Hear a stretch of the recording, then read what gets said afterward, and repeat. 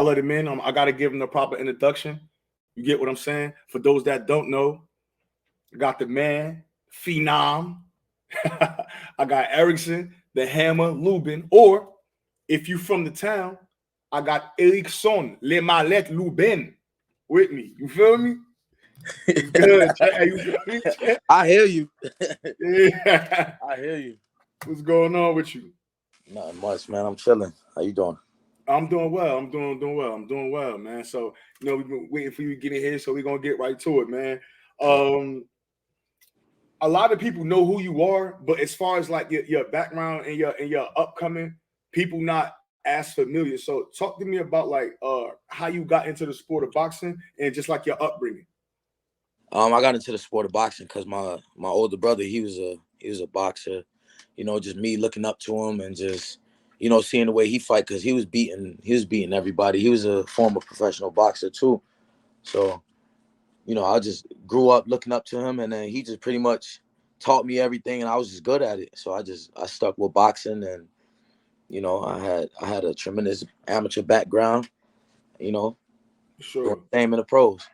For sure, champ. All right, so again, something else that a lot of people don't know. Obviously, you are a southpaw, but a lot of people don't know. Just like Marvin Hagler, just like Manny Pacquiao, just like Winky Wright, you were right-handed southpaw.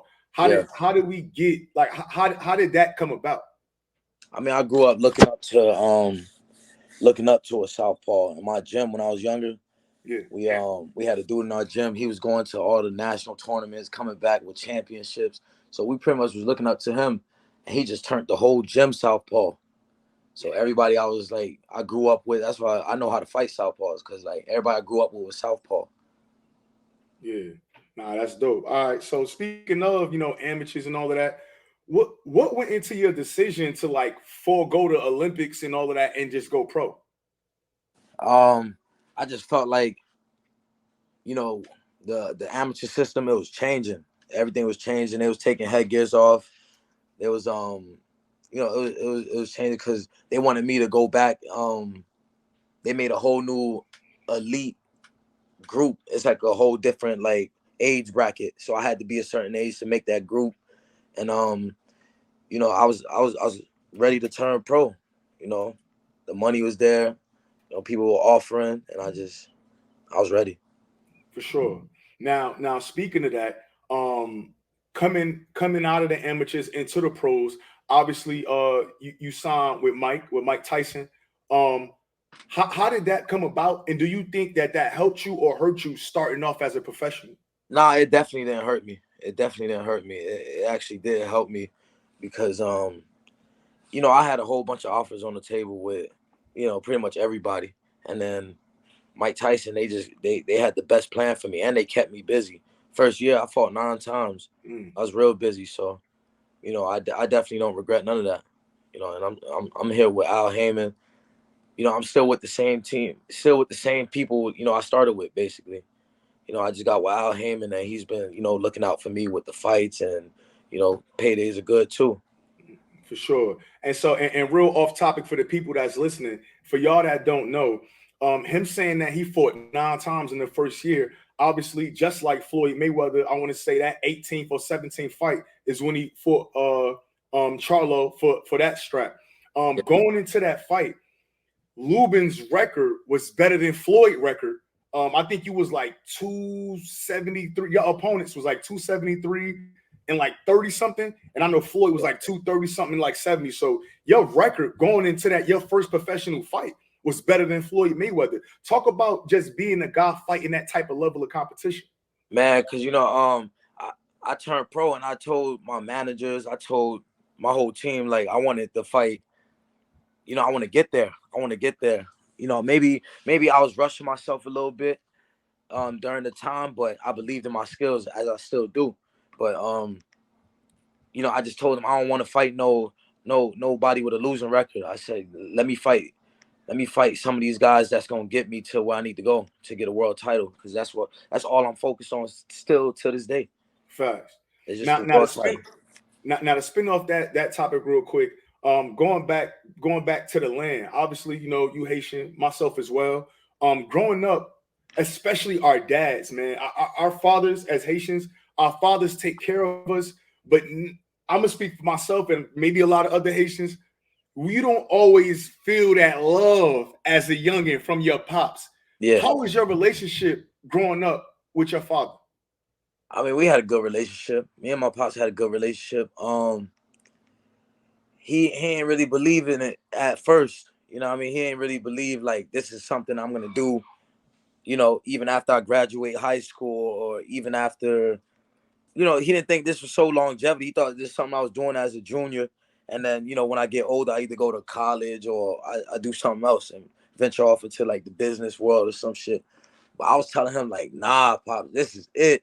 I'm good at this shit. I'm like, I'm gonna make a way with this. Word. And you know, nowadays is when he actually like he's looking back like, damn, this nigga really said that. And he did that.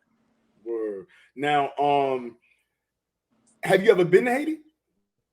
They say I've been there when I was a kid, but I gotta go when I'm, you know, older. I gotta go now.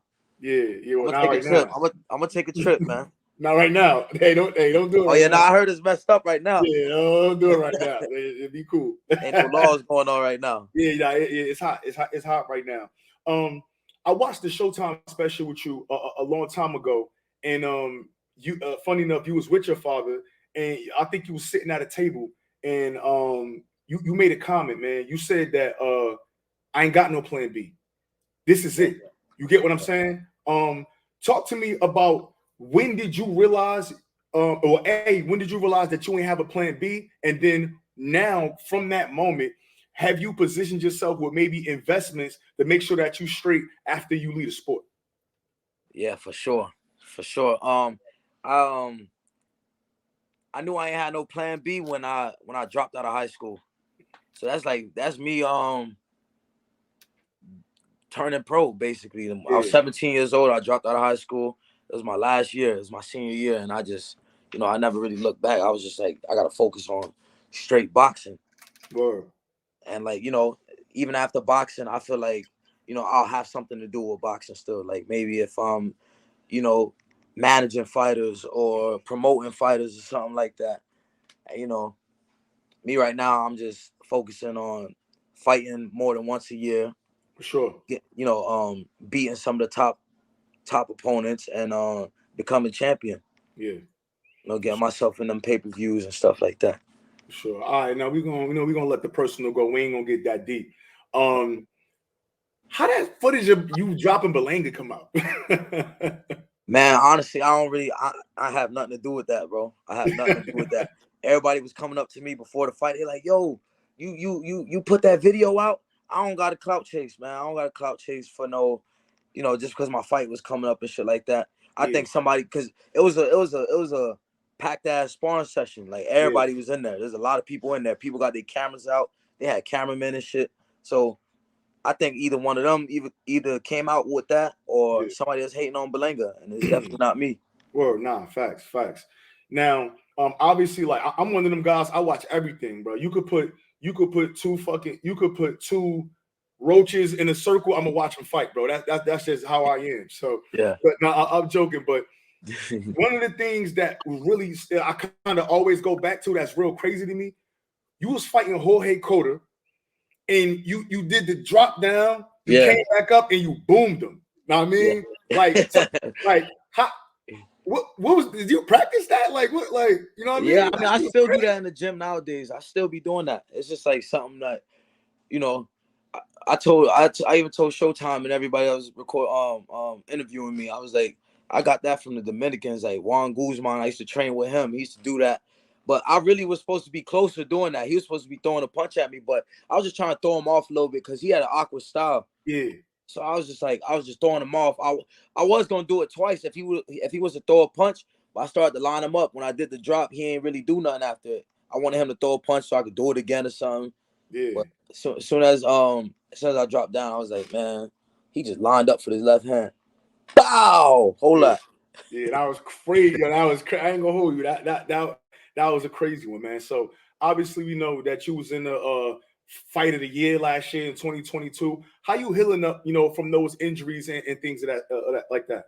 Man, everybody keeps saying I had, a whole bunch of injuries and this and that. But my face looked lacerated. It looked crazy with the hematoma and stuff like that. But Yeah. when I went to the hospital that night, they said all you got is um um a hairline fracture in your nose. Yeah. There Oh, was that's nothing wrong with me. I just took the time, let the swelling get down.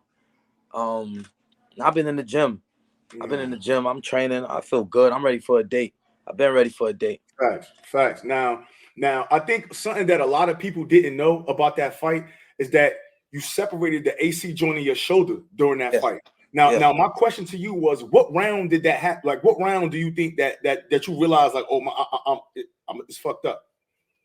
Man, honestly, when I couldn't throw my jab anymore, it was probably like the third or fourth round or something like that. I couldn't throw my jab like that, but I was able to throw my hook, and I felt like I needed to get on the inside to throw that hook. I need to be close to him to throw the hook. But I make no excuses. There's no excuses for me. Fundora's a great fighter. He's tough, and Sure. I'm hoping to do it again one day. No, that's a fact. Now we're gonna stay on the same subject, but I'm gonna walk you back down memory lane. Yeah. Your man, Adrian Broner, right? Yeah. Undefeated. He fighting Marcos Maidana. You Yeah. understand what I'm saying? He get dropped a couple times, get some big punches landed on him, right?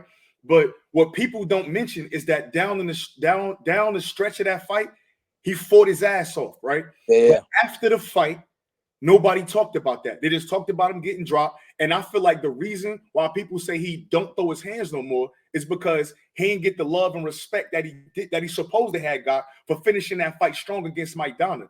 Do you feel like you get your roses after the Fundora fight? I got more love than hate, for sure. I got more love than hate. But the whole fight of the year thing don't really impress me. I don't really care too much about it, because that means it's a back and forth fight. That means both fighters getting their ass whooped down there. Yeah.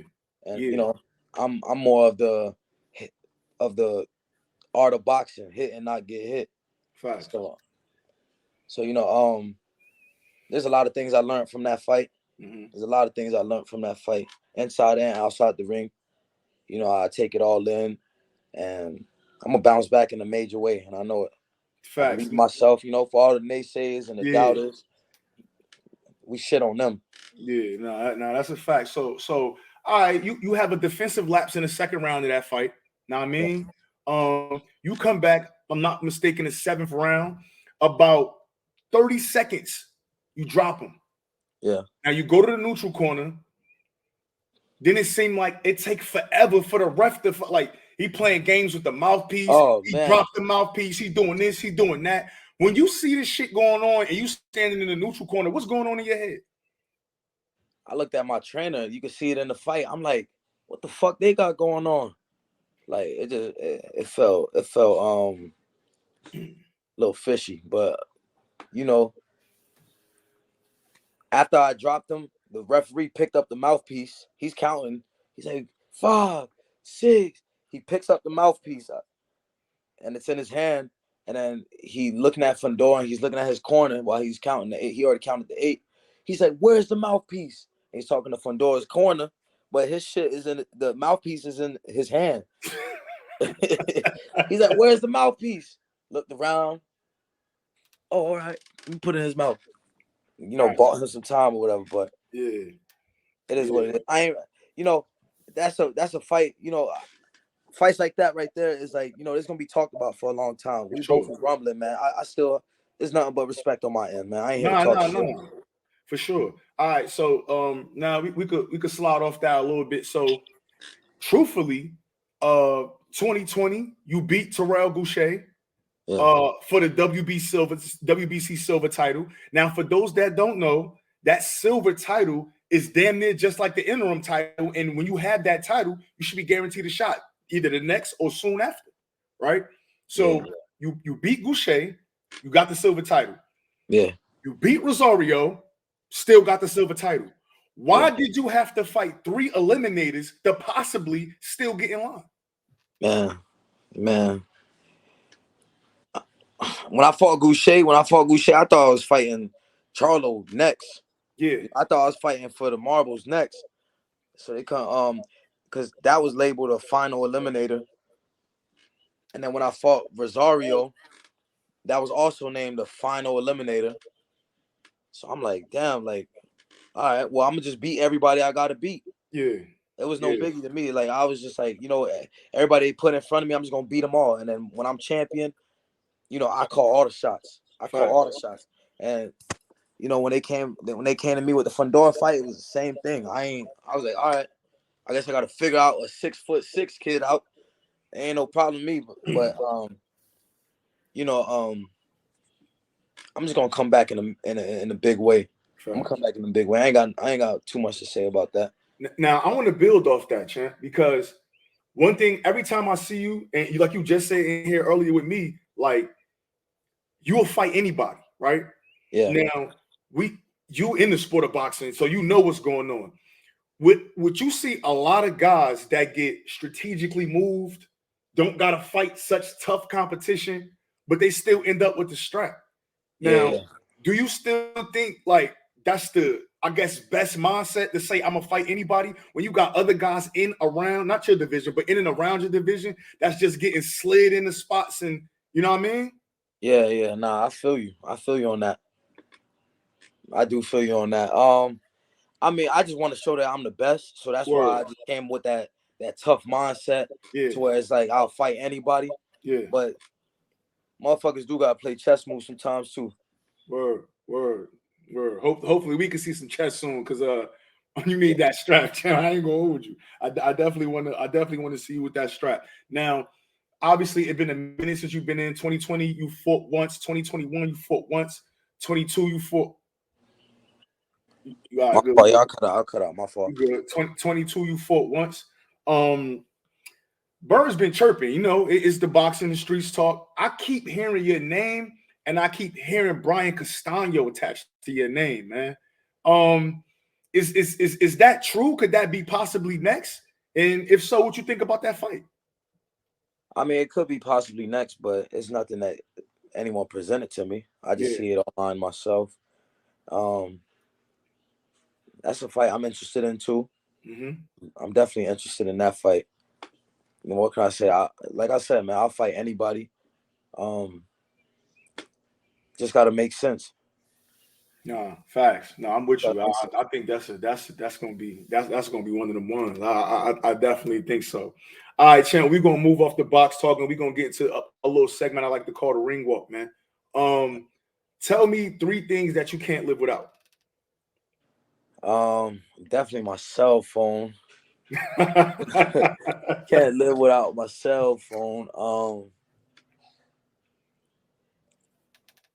What is it like you doing that GQ segment where you just have a little shit on the table and no, I'm just asking. No, I'm just asking. I can't live without my kids, and I can't live without boxing. Yeah, I feel like boxing. I put my all into boxing, man. That's why I was ready. Hey, I was ready to give it. I'm with you against Fundora. Yeah. So now, let's say you didn't find boxing and you had to do something else. What else you think you'd be doing if this wasn't an option for you? I don't know. Maybe I'm not tall enough, but I used to really enjoy playing basketball. Yeah. I played basketball in high school and stuff like that, but probably be doing that, or I don't know, man. I don't figure something out. I ain't one of them dudes that's gonna sit here and be like, man, I would have been in the streets for dead if I ain't. Nah, I'm smarter than that. Word. So before, whether you in a gym or a sparring session or whatever that is, what's your go-to music? Meek Mill, 100%. Word. I rock with I was straight Meek. Yeah. It's the baby Meek. It's that type of music. Word. All right, now you in the ring. They didn't announce your name. You got your opponent across the ring. Coach getting out the ring. You dapping them up. Before that first bell ring, what's going on for your mind? Man, I'd be like, man, this bell need to hurry up and ring. Oh, you ready to get busy? Yeah, I'm ready to get busy. And then once the first punch is thrown, that's when everything just like all the anxiousness and all that go away.